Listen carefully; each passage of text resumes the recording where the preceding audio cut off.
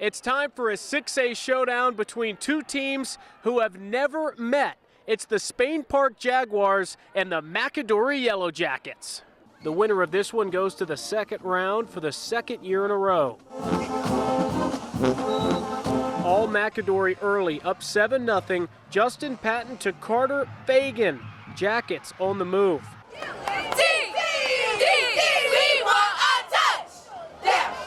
And then on 3rd and goal, Patton scrambling and Patton scoring. Macadory jumps out to a 13-0 lead in the first. Jaguars respond in the second. That is Clemson commit Brock Bradley. He gets Spain Park on the board with this scramble of his own.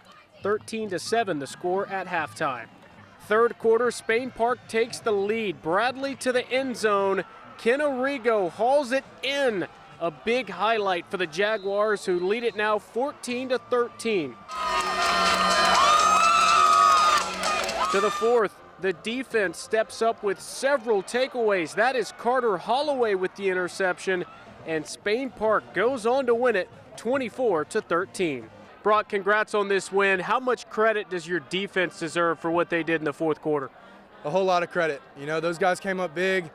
Getting turnovers in playoff games like that this late, that's why we won the game. Coach, what does it mean for your program to win a playoff game here for the second year in a row? Well, it's big. It's really big. And with that win, this senior class, this is the most wins in a 3-year span in history in Spain Park School. And I told them that before they came out. I said, make history tonight. So Spain Park scores 24 unanswered after trailing 13-0 early in this game. The Jaguars heading to the second round. This has been your Sideline Game of the Week.